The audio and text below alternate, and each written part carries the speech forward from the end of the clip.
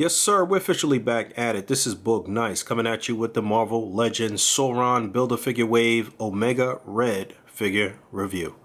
Let's do it. This ain't for no scalper. You a scalper? Then fuck out shit. This one's for them real collectors. That's army building and posing figures. Marvel Legends, imports, mini mate they I'm fucking with. Hype beast, we know about you. Stay buying figs, don't know about you. 6 figures in a wave, all comic-based figures, and you're going to need all 6 figures to complete the Sauron Build-A-Figure. And a quick look at the artwork on the side of the box. The artwork is the same on both sides. Alright, so I've got Omega Red out of the package, and I'm not going to hold you guys up. I'm not going to lie to you.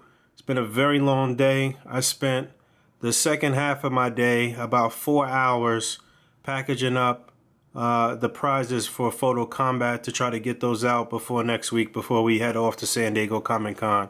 I'm tired. Me and my girl went out for all-you-could-eat sushi and drinks afterwards.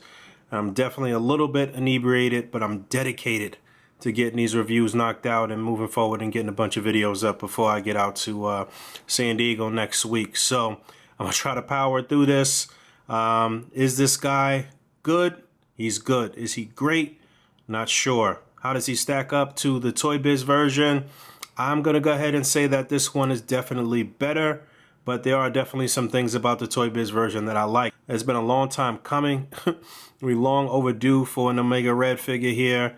You know, we haven't had one since the Toy Biz version, and this guy is definitely good. So let's get into his accessories. Actually, let me get into his bio. A former Russian crime lord and agent, Arkady Rossovich, is used in the Weapon X project, combining mutant abilities with weaponized cybernetic appendages. So yeah, this guy's got superhuman strength and speed and reflexes. He's actually pretty smart. He's got super intellect, I guess, as well. He's got a regenerative healing factor. He is absolutely a formidable foe for Wolverine and for whoever he goes against. He's definitely a beast. He is packed in with the left leg to complete the Sauron Build-A-Figure.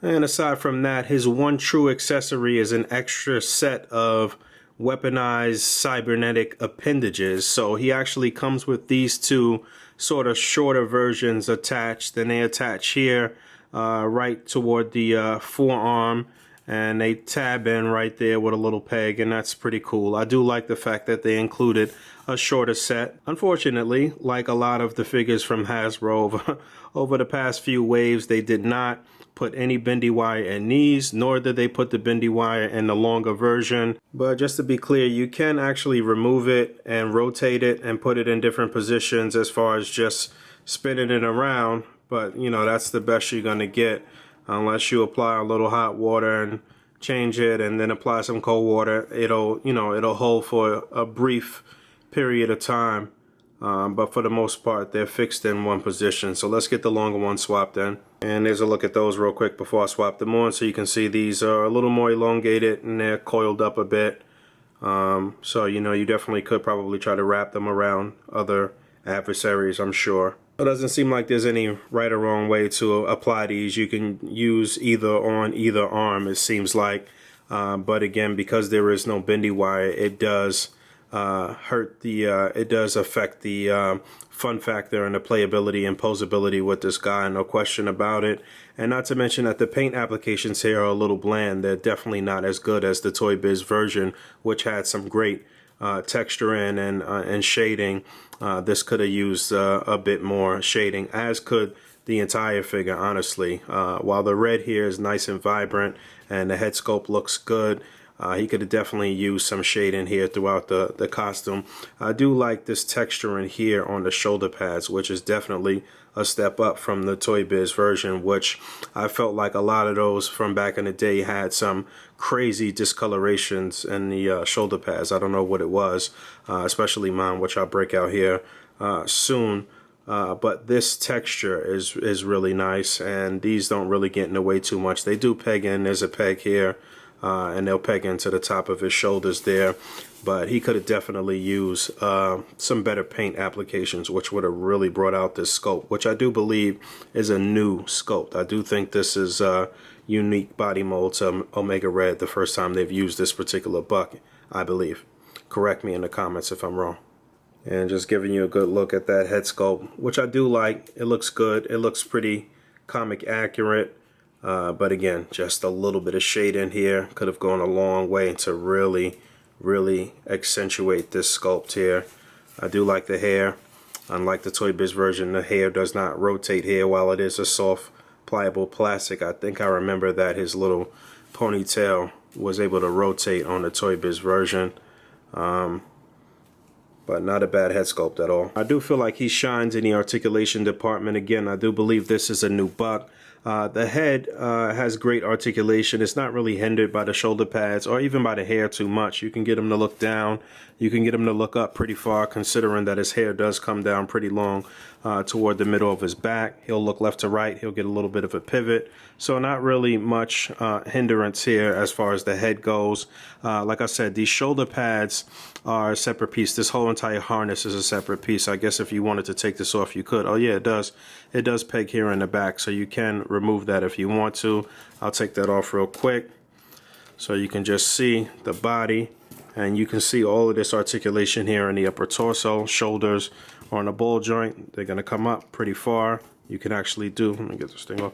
You can actually do a full 360. You get nice butterfly joint here as well, which is always great, always welcome with me. This looks like it's a little tight. All right, yeah, joints are a little tight, but you get an upper bicep swivel. You get a double jointed elbow. You get a swivel and a hinge on the wrist, which is not really hindered by the appendages here, which is cool. Decent ab crunch going forward. Couple clicks going back. Waist articulation, T-joint at the pelvis. The leg is going to come up about that far. You get a decent split. Upper thigh swivel. Double jointed knee. No rotation here, but you do get a nice deep ankle pivot. And you do get a hinge on the foot, so you can definitely get him in some decent poses. I do really like the posability on this guy. Let me get the harness back on and show you that he can still pose with that on. All right, a few quick size comparisons. You have the Warlock Build-A-Figure Wave Colossus on the left, and please Hasbro, give us an updated 80s style Colossus. Do that for us, so a Jim Lee style Colossus.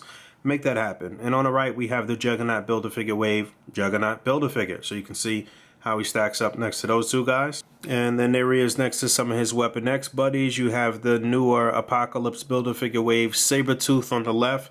It's actually my first time opening this figure this evening. If you follow me on Instagram, you know I just got this wave today in the mail.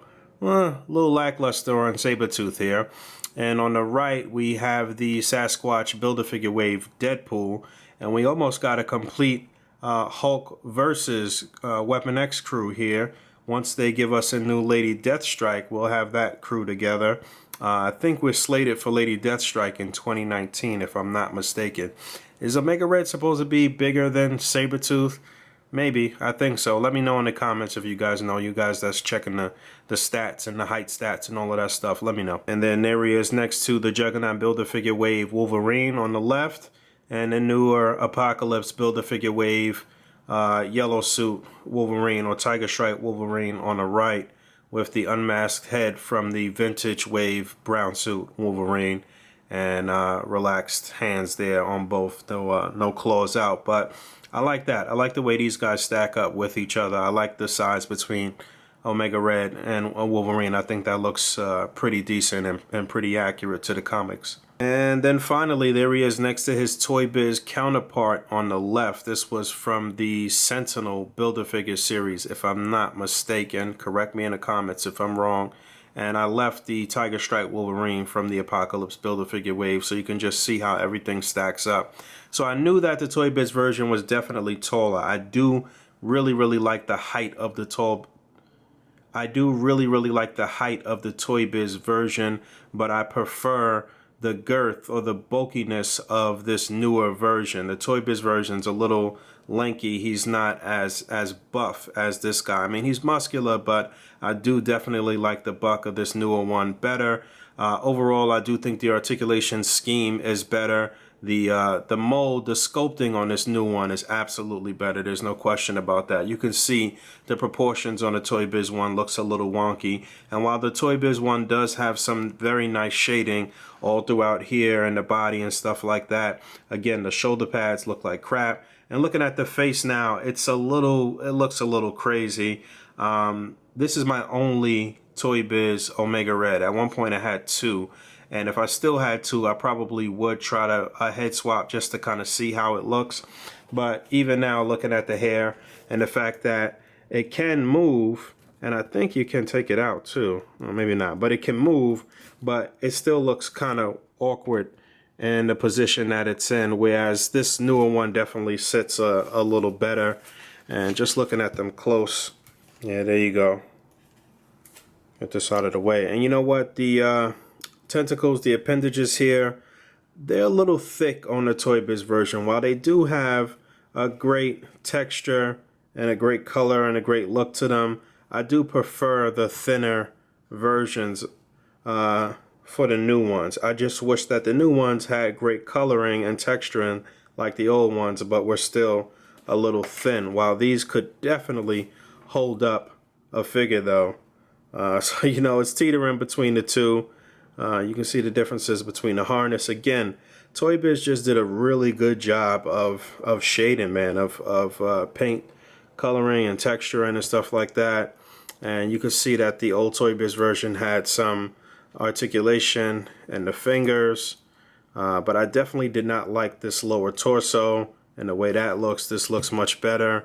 And the flaps here on the boots were a little gaudy on the old version as opposed to this new one. So, you know, overall, like I said, I do prefer the newer version over the old one for certain. No question about that. Gonna look at the pegs on both of the tentacles.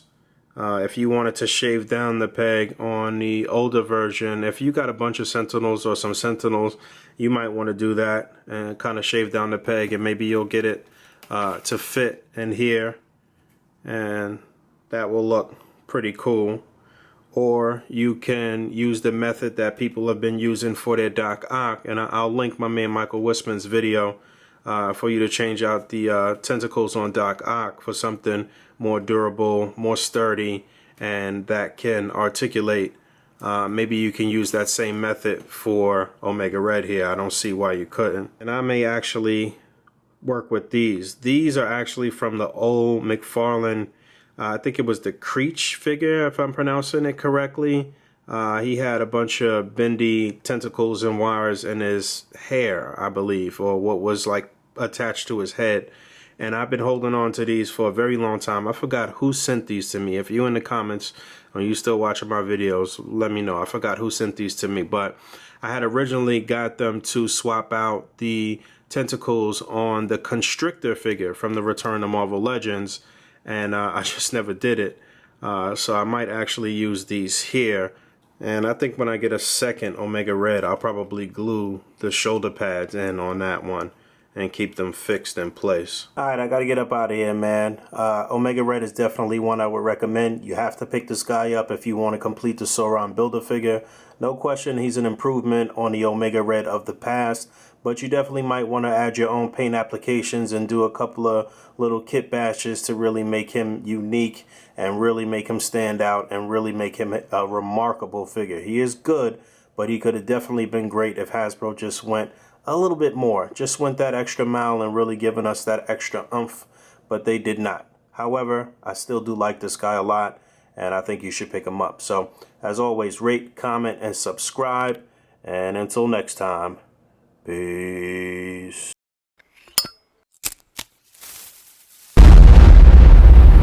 That's crispy.